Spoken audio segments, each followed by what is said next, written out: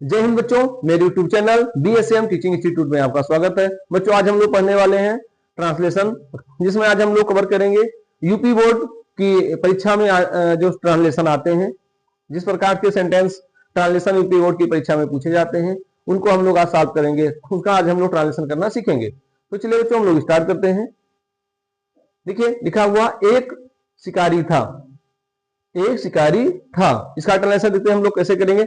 जैसा कि हम लोग जानते हैं कि जहां पर कर्ता आसानी से सुलभ ना हो और जहां पर कोई परिचय दिया जाए, तो वहां हम लोग दियर का प्रयोग करते हैं। ठीक है, तो एक शिकारी था, क्या हो जाएगा इसका ट्रांसलेशन, देखते हैं। दियर वाज अ हंटर, हो गया।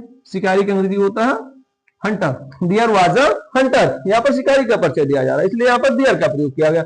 जहां पर परिचय दिया जाए तो वहां हम लोग और कर्ता आसानी से उपलब्ध ना हो, उसके लिए हम लोग दियर का प्रयोग करते हैं। तो दियर वाज अ हंटर, वो जंगली जानवरों का शिकार करने का शौकीन था। शौकीन था, उसका शौक था, तो यानी ये पास्ट टेंस में हो गया। वो शौकीन था। देखिए इसका ट्रांसलेशन कैसे करेंगे। सबसे पहले वाक्य में हम लोग लिखते हैं सब्जेक्ट। जैसा कि हम लोग जानते हैं वाक्य में सबसे पहले क्या लिखा जाता है, सब्जेक्ट। उसके बाद में वर्ब लिखते हैं और सबसे अंत में ऑब्जेक्ट लिखा जाता है। ठीक बच्चों, सब्जेक्ट, वर्ब और ऑब्जेक्ट। तो देखते हैं, वो जंगली जानवरों का शिकार करने का शौकीन था। तो ही मीन्स वह, ठीक, शौकीन था, यानी कि he was fond of means का शौकीन। ही वाज फॉन्ड ऑफ, वो का शौकीन था। किसका शौकीन था, देखिए का शौकीन था, वो का शौकीन था, हो गया इतने का अनुवाद। किसका, जंगली जानवरों का शिकार करने का। तो he was fond of hunting. Hunting means हो गया शिकार करने का। तो वो शिकार करने का शौकीन था, हो गया। किसका शिकार करने का, जंगली जानवरों का। तो he was fond of hunting wild animals. ठीक बच्चों, जो बड़ा सेंटेंस हो उसके लिए घबराने की कोई जरूरत नहीं है। आप उसको छोटे छोटे पार्ट्स में ट्रांसलेशन करेंगे तो बहुत ही आसानी से उसका ट्रांसलेशन बन जाएगा। और ट्रांसलेशन करने के बाद एक बार सेंटेंस को आप लोग पढ़ लिया करें।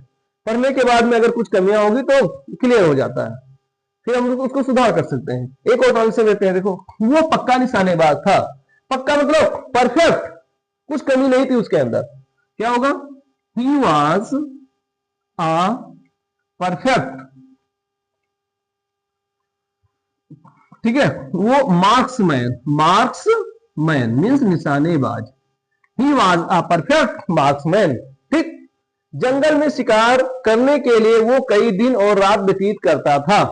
देखिए इसका ट्रांसलेशन क्या होगा बच्चों, देखिए यहां पर व्यतीत करता था। देखिए ये व्यतीत करता था यानी कि इसकी आदत हो गई है, आदत प्रकट हो रही है। तो आदत प्रकट करने के लिए, और चूंकि ये पास्ट करता था, ये पास्ट इंडिफिनिट हो गया। और पास्ट इंडिफिनिट में आदत प्रकट का, जहां आदत का भाव प्रकट हो, वहां पर हम लोग यूज टू का प्रयोग करते हैं, या उड का भी प्रयोग किया था। वर्तमान में उड का प्रयोग करते हैं, पहले यूज टू का प्रयोग किया जाता था, लेकिन अब वर्तमान में देखा जाए तो उड का प्रयोग करते हैं। उड का प्रयोग ज्यादा अच्छा माना जाता है। देखते वो कई दिन और रात व्यतीत करता था। पहले इसका अनुवाद लिखेंगे, यानी ही use to.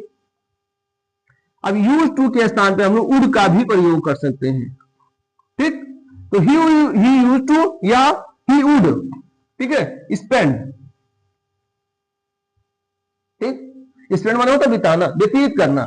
He use to या ही वुड स्पेंड, ठीक है, मैनी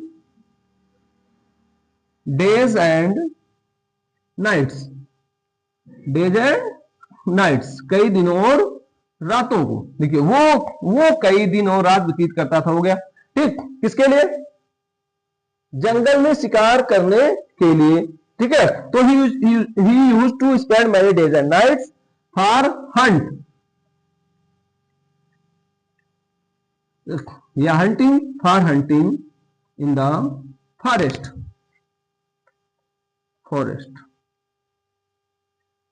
ठीक है।